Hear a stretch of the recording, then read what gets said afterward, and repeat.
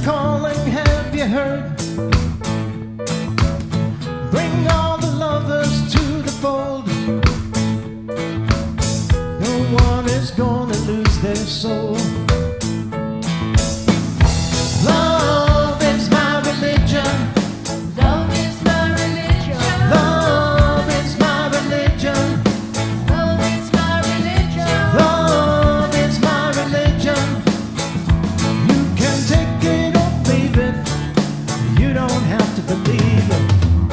I don't wanna fight. Hey, let's go fly a kite. There's nothing we can't cure. I'll keep you in my arms for sure. So don't let nobody stop us. Free spirits have to soar. With you I share the gift that we now know. Oh, love is my religion. Love is my religion. Love is my religion. Love is my religion. Love is my religion. You can take it or leave it. You don't have to believe. Well, I'm done searching now.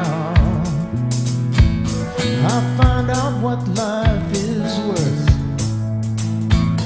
Not in the books that I find, but by searching my mind. I don't condemn, I don't convert. This is a calling, have you heard? Bring all the lovers to the fold. No one is gonna lose their soul. Love is my religion. Love is my religion. Love is my religion. Love is my religion. Love is my religion. So you can take it or leave it. Now do you believe?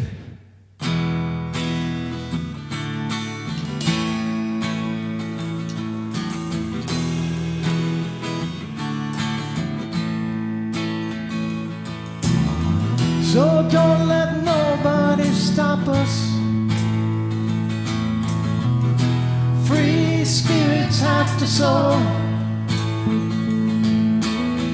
It's you I share the gift that we now know. Oh, love is my religion.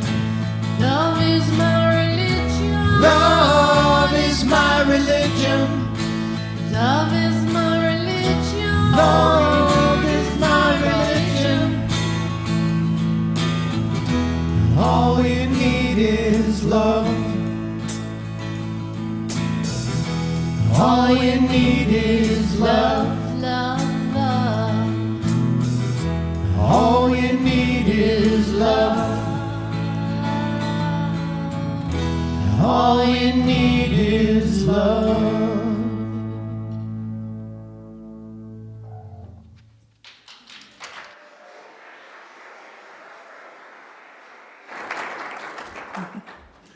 Oh, thank you, Kaleidoscope. Good morning. Welcome to Unitarian Universalist Church West on this wintry Sunday morning in Brookfield, Wisconsin. There are two important dates we acknowledge this week. Monday is Martin Luther King Jr. Day, and Tuesday is the National Day of Racial Healing. We come together today in many places, some here in our sanctuary, others in their living rooms and kitchens. To those of you online, while we can't see you, we appreciate you being with us. And if you are online today, especially if this is your first time visiting and virtually, please reach out to us with an email at visitor@uucw.org. We offer gratitude for the privilege of living and gathering on traditional territory inhabited at various times by many Native peoples. So much of the history of this land has been erased or ignored. Those of us who are settlers and newcomers are beholden to learn that history and engage in the work of reconciliation and reparation. As an anti-racist faith community, we acknowledge our need to address the racism which continues to lead to violent deaths and oppression of Jews, Black, and Indigenous people, and other people of color. Anti-Semitism, racism, and colonialism continue to perpetuate inequalities, injustices, poverty, and exclusion in our society and in our neighborhoods. And it's our work to dismantle these systems of oppression. As a welcoming congregation to gay, lesbian, transgender, bisexual, and queer plus people, we continue to address ongoing homophobia, violence, and unfair legislation targeting them. With this awareness close to our bones, we commit ourselves to the values of equity, justice, and right relations. My name is Kathy White, and I serve on your board of trustees. I'm so happy to be with you in community here today. Our nursery is open for children up to age 5, and RE for children and middle school youth began at 10 o'clock this morning downstairs. The exploration table is available for any age, for anyone who needs to learn with their hands as well as their ears. If you need to leave the sanctuary for any reason, you're welcome to watch the service in the community room. There are always many ways for you to be more involved here at UUCW. As you can see in today's order of service, please read the announcements to keep aware of the upcoming events.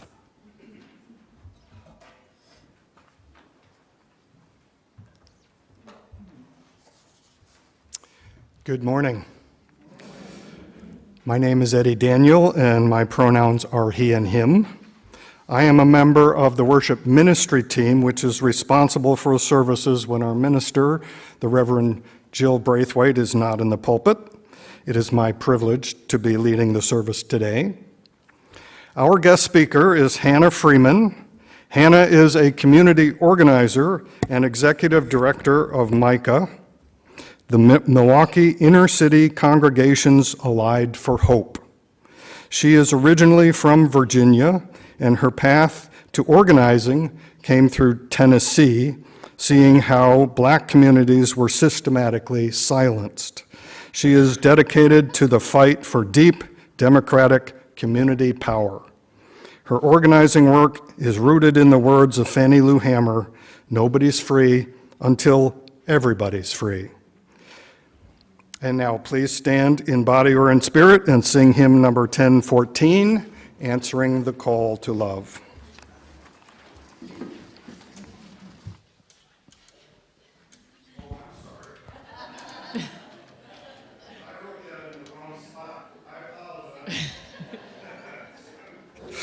Now let us have a beginning to our service. I'm sorry, no, we're not ready for the chalice either. First, we have the call to worship. I'm sorry. You want me back? Absolutely. We're way out of sync here. All right, our call to worship is written by Erica Hewitt. To be a Unitarian Universalist means we'll never be done with the work. The work of telling the truth about oppression. The work of resisting any laws, policies, or practices that deny anyone their humanity.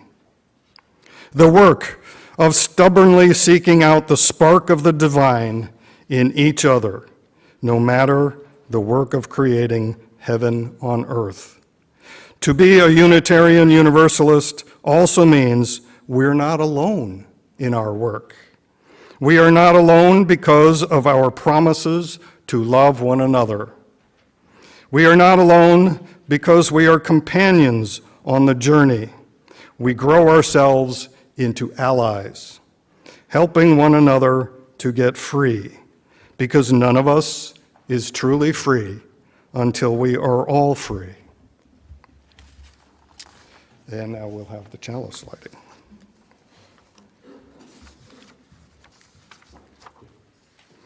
Okay, please read as Kathy lights the chalice. Please read along in your order of service. I breathe in the warmth of this light, its glow fulfilling the spaces where fear and doubt reside. I breathe out the tension I carry. I release what no longer serves me. I breathe in the strength of our community, a sanctuary of diverse voices and shared purpose. I breathe out the urge to gird alone. I embrace the power of togetherness. I breathe in the courage to speak truth, even when it trembles on my lips. I breathe out the silence that holds me back. I make space for honesty and justice. I breathe in the hope of transformation, knowing we are here to build and to heal. I breathe out despair, trusting that change is born in small acts of love.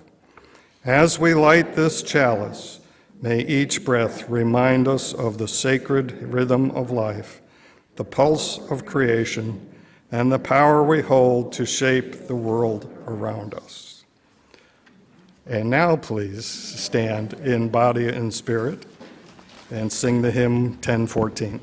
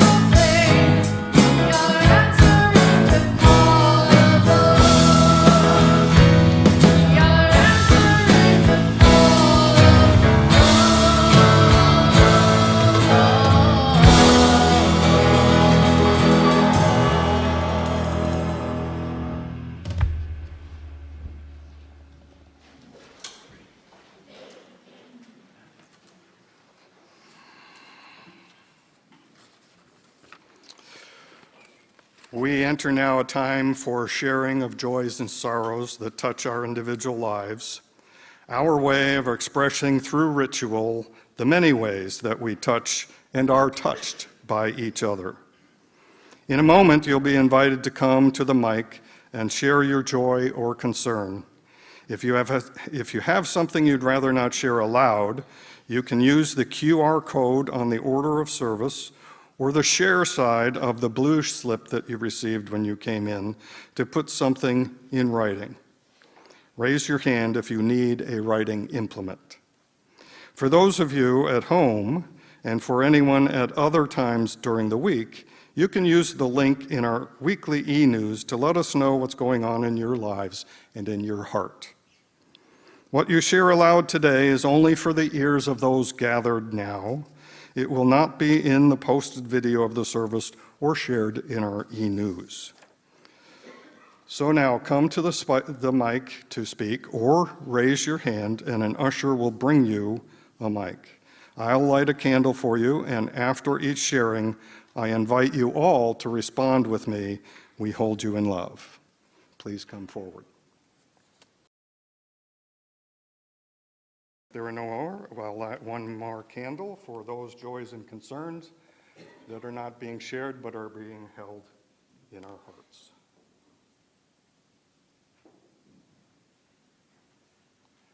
We hold you in love.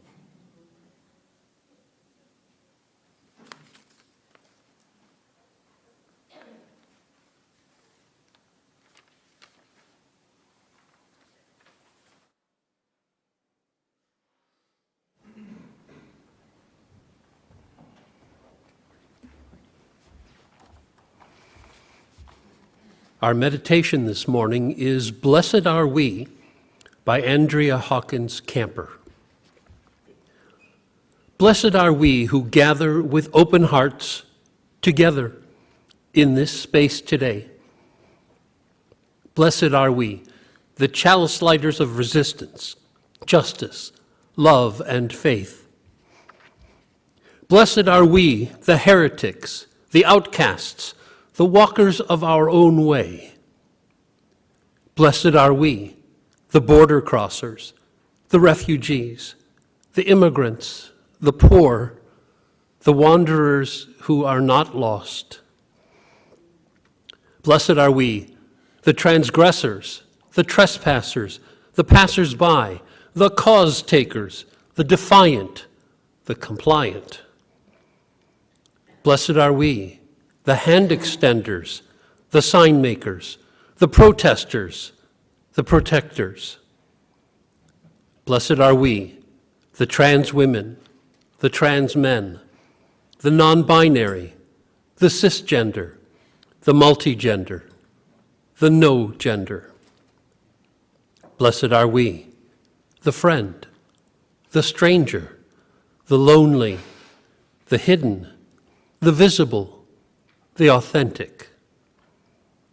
Blessed are we who rise in solidarity. Blessed are we who cannot. Blessed are we who do not.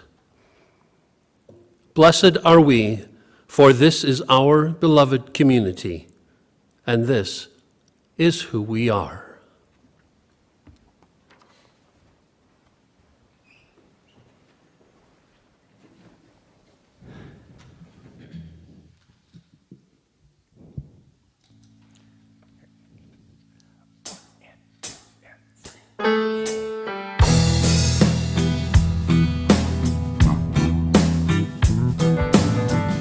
Alabama, 1955.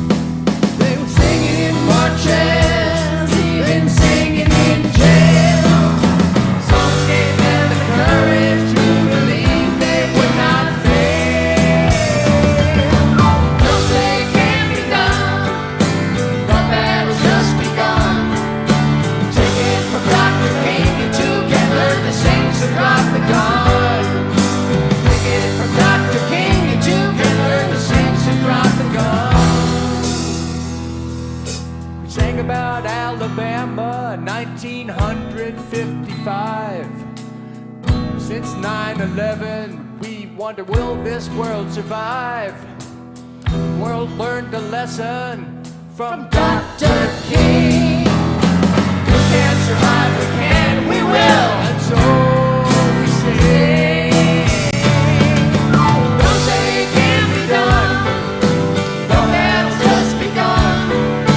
Take it from Dr. King, you too can learn to sing, so drop the gun. Take it from Dr. King, you too can learn to sing, so drop the gun. Take it from Dr. King, you too can learn to sing, so drop the gun. Take it from Dr. King, you too can learn to sing, so drop the gun.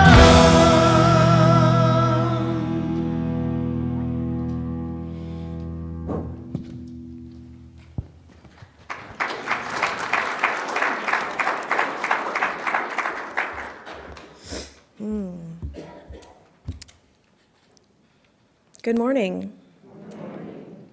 I think we can do a little better. Good morning. Good morning. Okay, we're getting there. Let's try one more time. Good morning. Good morning. That's right, that's better. Okay, I like that one. My name is Hannah Freeman. I am an organizer with Micah, Milwaukee. And I have been organizing professionally, going on 4 or 5 years.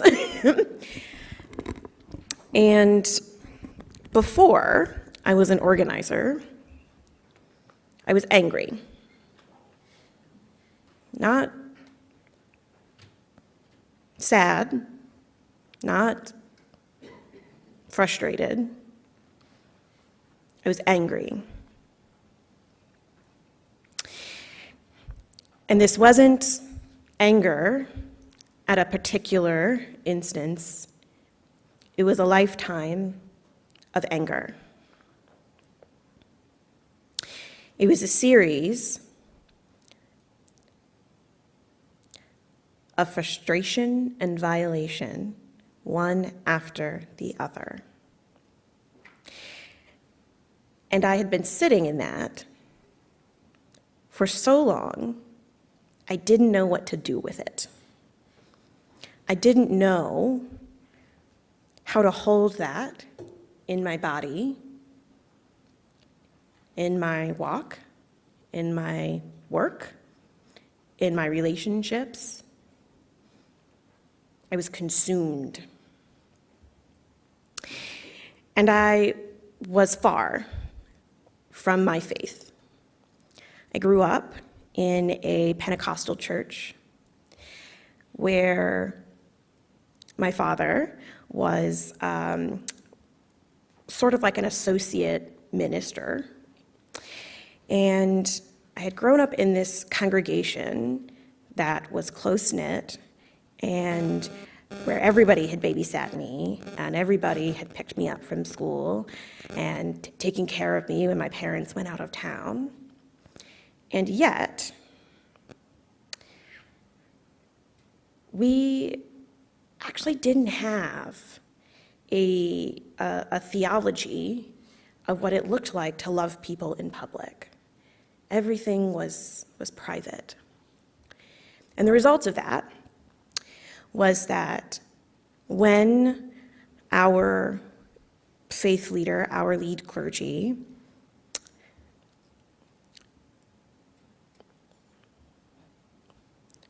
harmed our congregation, everyone fell away. There was no accountability, no public mourning, no fire, no alarm. There was silence. And that made me angry. And at the same time, I was graduating from high school, and I found out that one of my classmates,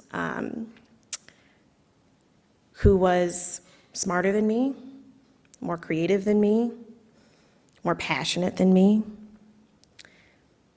wasn't going to college. And I asked her, why? And she said to me, I didn't realize I wasn't a citizen. I went to go apply, but there's no money for me. Some of these places won't even take me.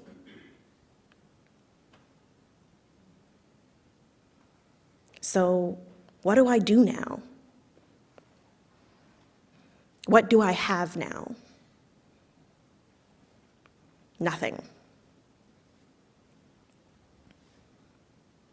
And then there was silence. There were no teachers coming out of the woodwork to say, this is how you can get there. There were no adults coming to say, we can figure this out. There was silence. And I was angry.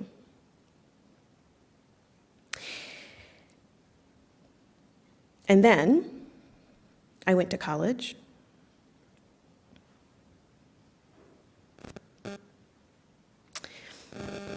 And Trayvon Martin was killed.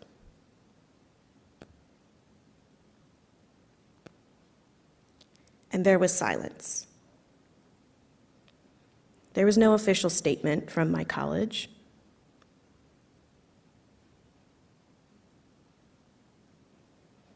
There was a protest. No one in the college showed up to, from the administration, or recognized. There was silence. And then I became a resident assistant.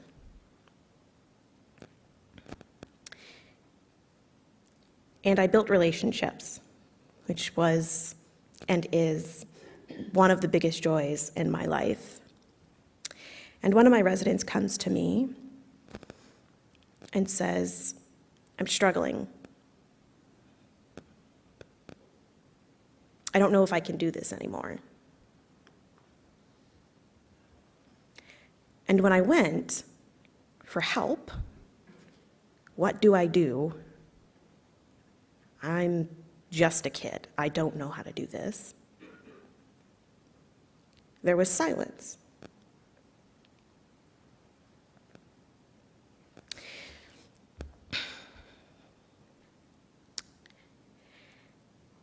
And when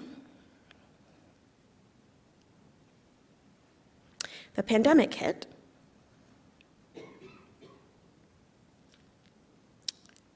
and George Floyd was killed,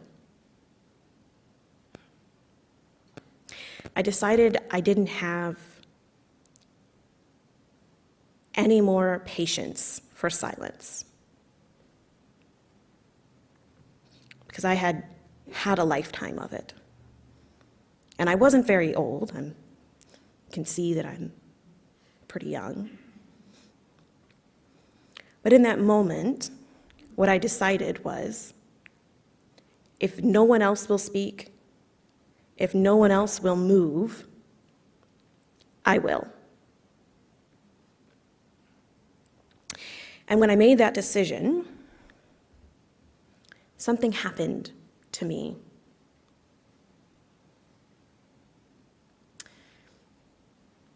My world shifted.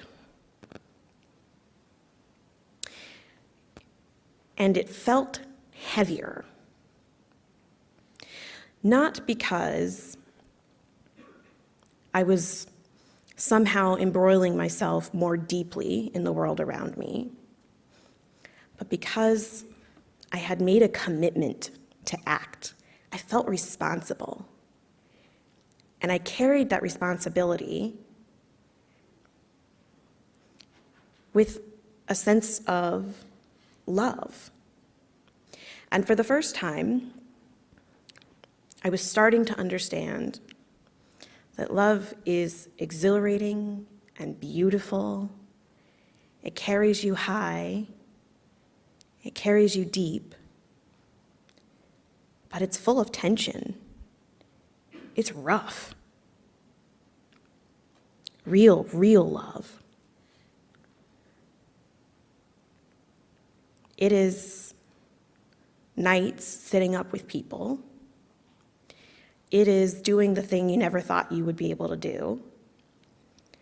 It's stepping out on courage and faith, maybe into a little blindness, and maybe getting a little hurt.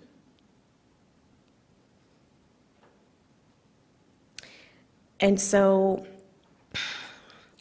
when I began organizing, I did not believe that communities of faith could be that love, that rough and tumble love that shows up no matter what, that love that ran so deep that it saw people fully and ran into the fire with them anyway. So I decided that because I didn't believe it was possible, I was going to do it. So my first organizing role was actually with an organization very similar to Micah. It was a faith-based, grassroots organization. And I walked in saying, well, when it falls apart, I can just go home. When it falls apart, I can just find something else. I don't think this is going to work. But I can't live with myself if I don't see it up close.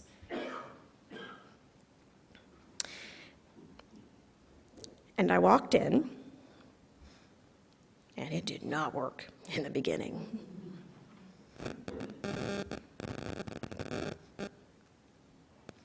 Because even though I was very clear about what love looked like, I wasn't clear on how you got to love. You got there with risk. You got there with trust. You get there with relationship. So it didn't work in the beginning because I didn't risk anything. I didn't build any relationships. I didn't build any trust. Until I was meeting with this clergy, and she starts off the conversation saying, we're not radical enough. The church isn't radical enough. And I said, hold up.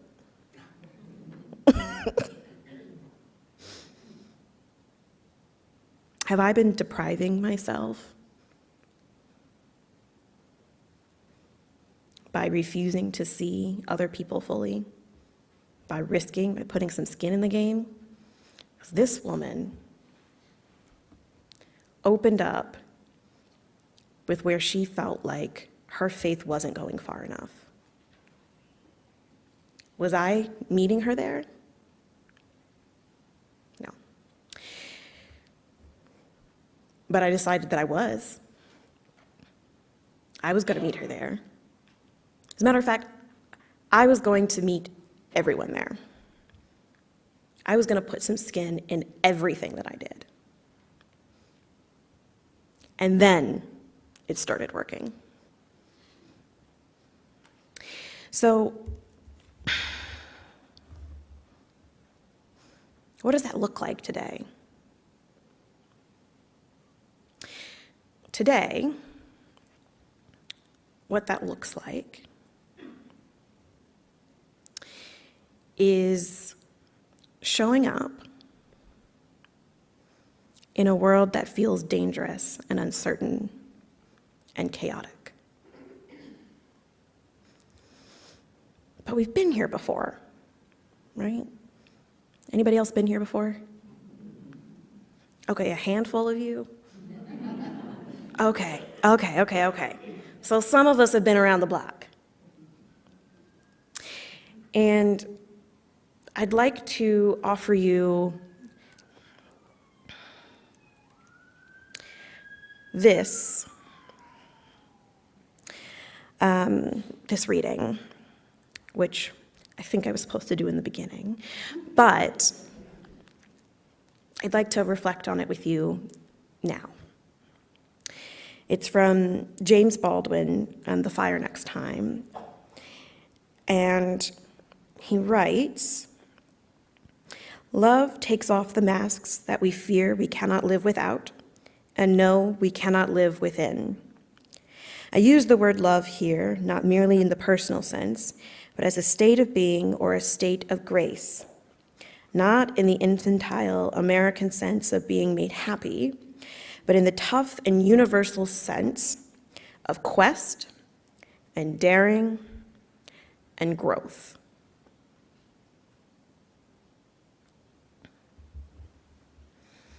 James Baldwin was living in the middle of the civil rights movement. And he called love, I just want to say it again, right? The tough and universal sense of quest and daring and growth.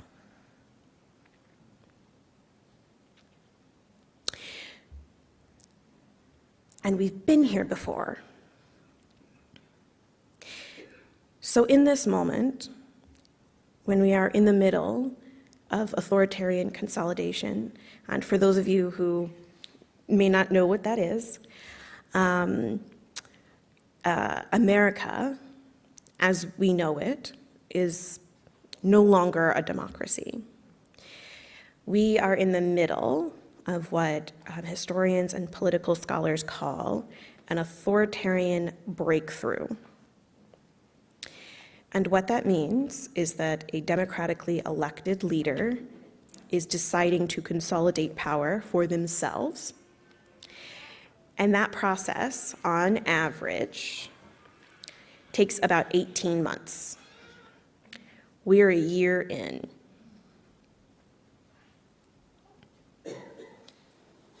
So the world feels chaotic right now, right? And dangerous and uncertain.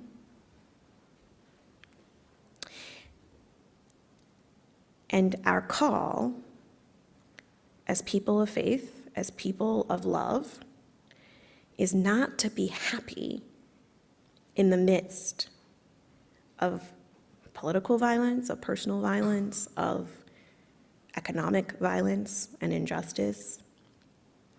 It is to be daring and to grow. Doesn't that sound a little scary? Anybody? Okay. So what keeps us pushing forward?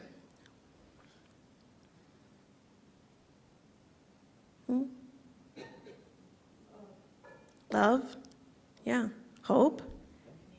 Community. Yeah. Fairness. Yeah. Our community, the communities that we create from our values.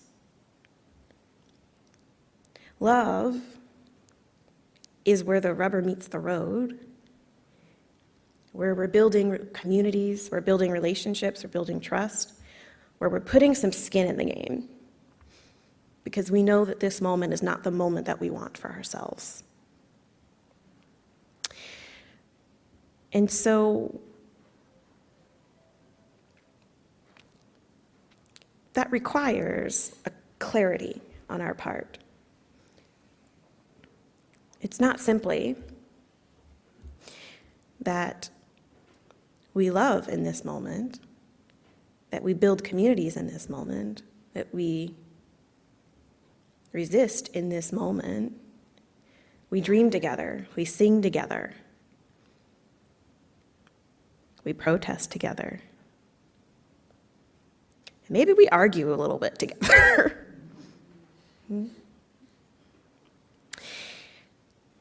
But we do it in public. We do it imperfect and out loud. So what does it look like to love in public? It looks like organizing.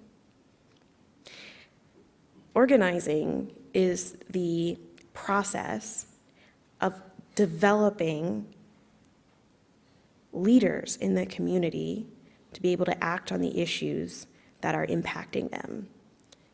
It's relational, it's messy, and it is always focused on power, which for a lot of people is an ugly word. But let me define power for you. Power is simply the ability to act. Nothing more, nothing less. It's the oxygen that keeps the fire lit. And so when we talk about organizing, we are talking about power, the capacity to act. We are talking about the capacity to love, the capacity to do justice, the capacity to have peace, to implement peace, the capacity to be merciful, the capacity to be in relationship. That's a tall order. Is there anyone who is brave enough to meet that order? I see some head nods. Nothing else? Yeah. If you feel ready to meet that call, raise your hand. Raise them high. Y'all need to be proud of where you are. Okay. Good. Raise your hand if you are ready to build deep and authentic relationships within your congregation. Raise your hand if you are ready to build them in the community you live in. Raise your hand if you're not really sure, you think you might need a little support. Okay, I love some honesty. That's what we're here for. That's what we're here for. That's what I am here for. But that's also what every last one of you is here for. Because we don't do this alone. We do this together. That's where our capacity comes from. That's where our power comes from. And in order for us to meet this moment, it requires us to put some skin in the game, requires us to be willing to mess up. It requires us to decide that silence stops with you. It requires us to be brave.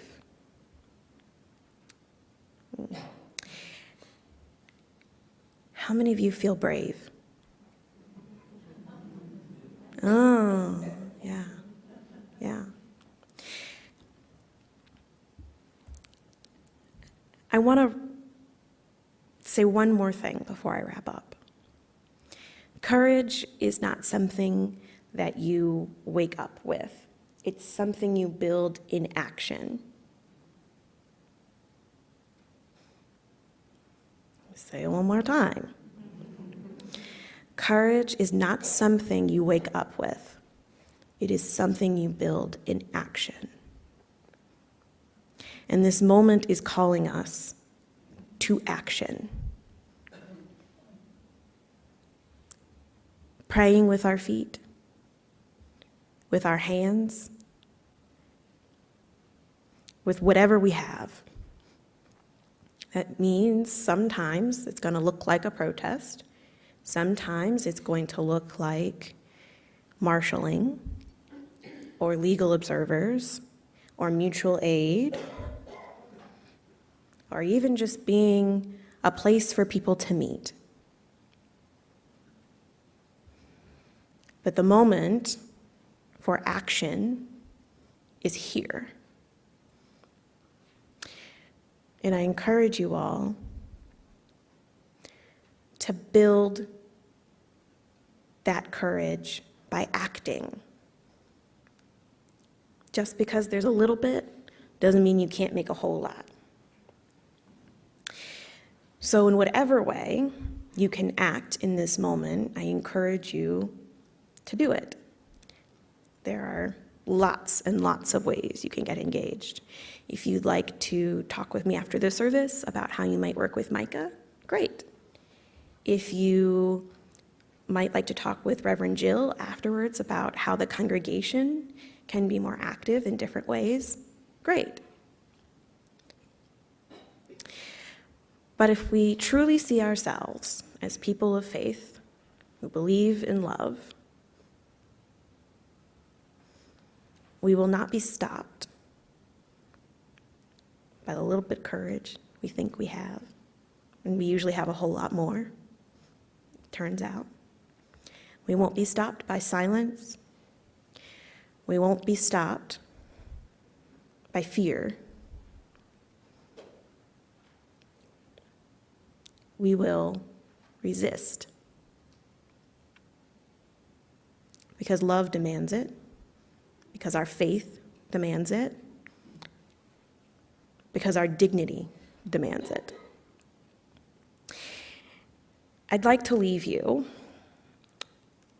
with another quote from James Baldwin in the same text, The Fire Next Time. And he says, I'm going to insert here a little, do a little editorial. If the concept of faith has any validity or any use, it can only be to make us larger, freer, and more loving. If faith cannot do this, then it is time we got rid of it. And now I'm going to say that again with another editorial. If the concept of love has any validity or any use, it can only be to make us larger, freer, and more faithful. If love cannot do this, then it is time we got rid of it. And I'll offer you one more reading. If the concept of sacred has any validity or any use, it can only be to make us larger, freer, and more just. If sacred cannot do this, then it is time we got rid of it.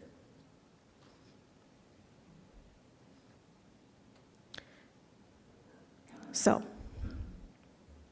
what will you choose? Thank you.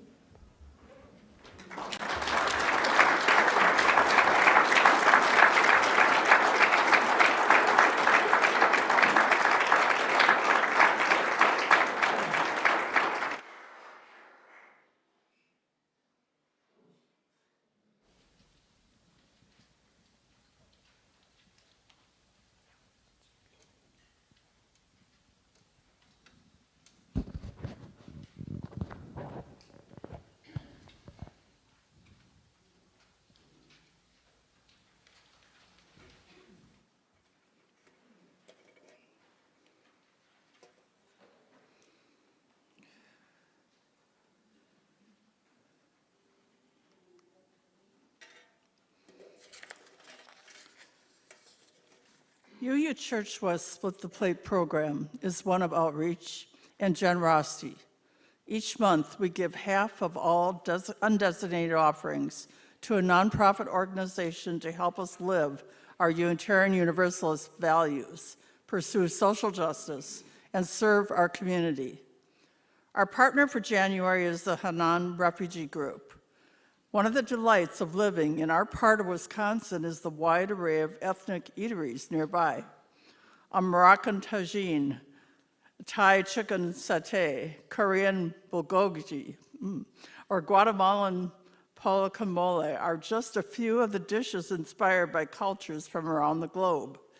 Chances are that some of the people preparing these meals and many others like them received a helping hand from volunteers with the Hanan Refugee Group. HRG is powered almost entirely by volunteers, many of them former refugees, who now reach out to welcome newcomers. They find joy and purpose in offering support. In a challenging political climate, this is a meaningful time to offer a little help of your own. Please drop something in the offering basket. Or you can text or mail your donation using the information found here. And we thank you most sincerely for your support.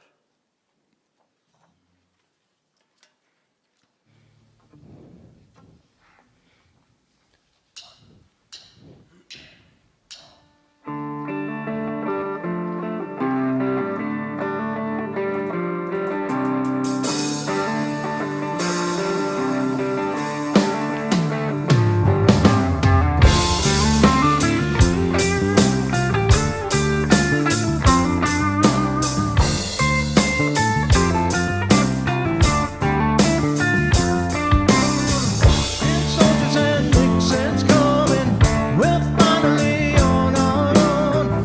This summer I hear the drumming, forgetting Ohio. Gotta get down to it, soldiers are cutting us down. Should have been done long ago. What if you knew her and found her dead on the ground? How can you run when you know? When you know?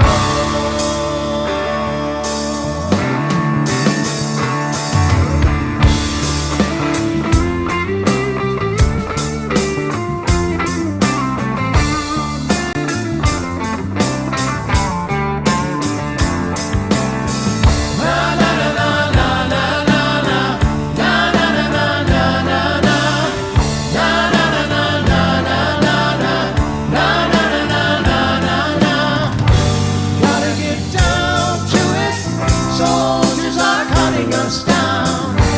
Should have been done long ago. What if you knew her and found her dead on the ground? How can you run when you know? When you know?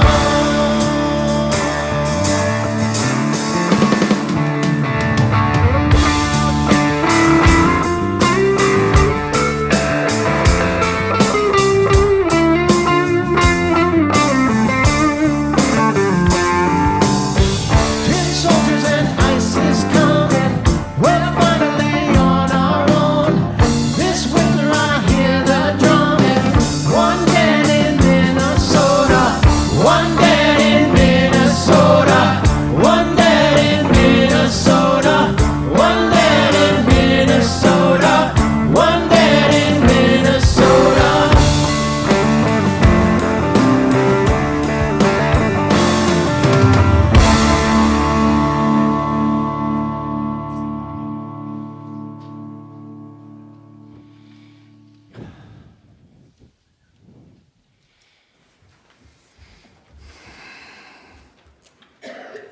Thank you. Now please join me in reading the words in the order of service offering dedication. To the work of this community, which is to ground ourselves in love and joy and to act for the inclusion and justice, we dedicate ourselves and these offerings. And now please stand as you're willing and able to sing hymn number 1015, I Know I Can.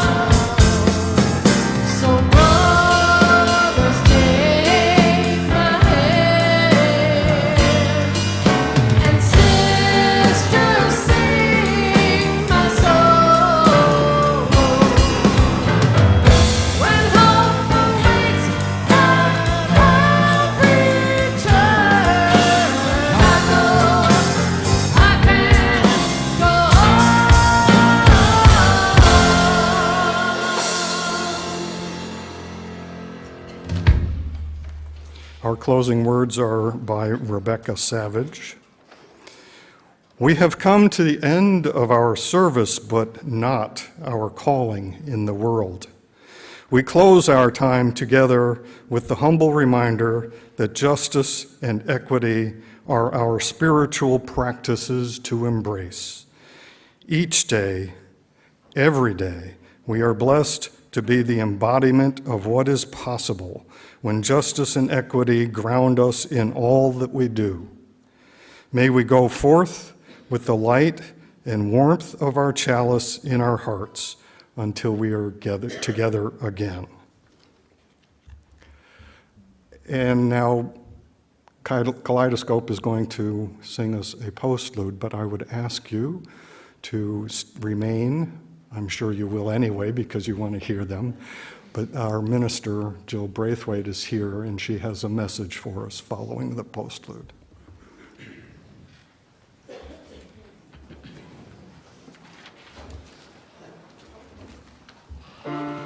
Cover my ears and close my eyes, just long enough to stop the noise. Go on, take everything and throw it away, but I will use my voice.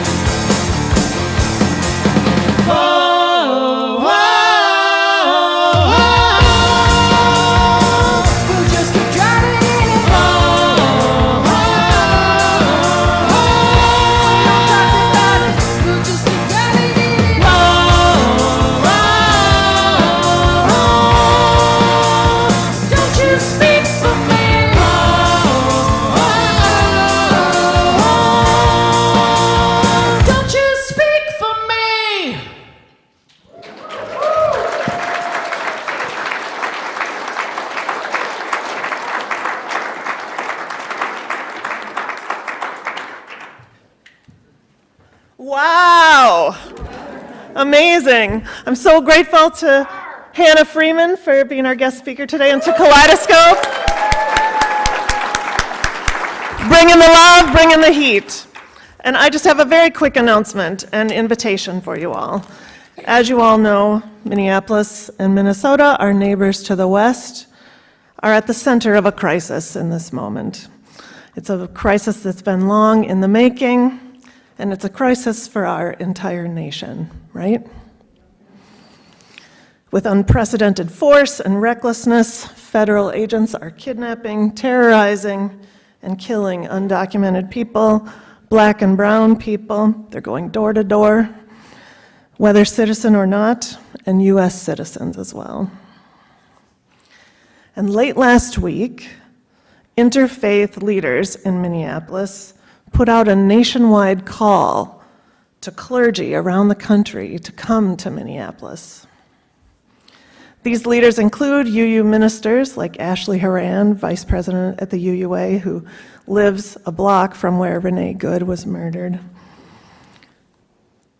And so UU ministers and other ministers of other faith are in Minneapolis, inviting clergy there for what they're calling 2 days of leaning into peril and possibility. This will be next Thursday and Friday. Thursday will be a day of spiritual grounding and solidarity, and Friday, for all the gathered clergy, will be a day of action in solidarity with those most affected. And along with hundreds of clergy around the country, people are pouring in. I have said yes to this call to come to Minneapolis, and I'll be going on Wednesday.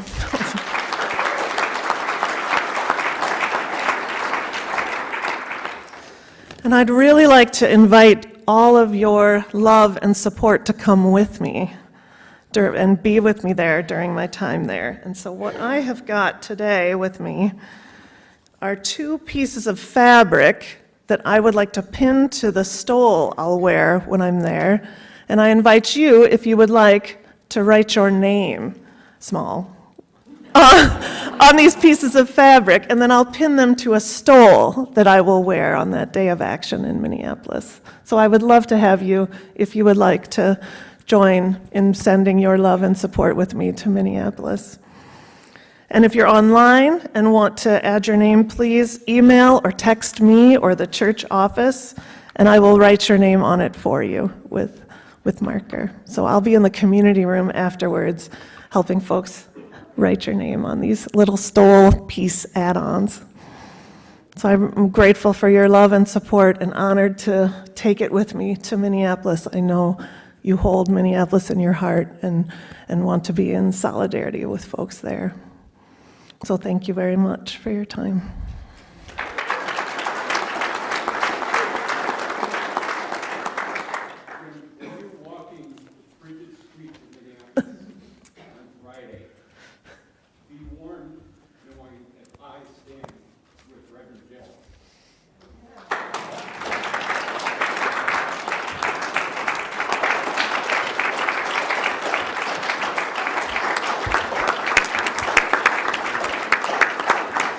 We need all your warmth to come with us to Minneapolis. We cherish your warmth and welcome it greatly. Thank you so much for your love and support.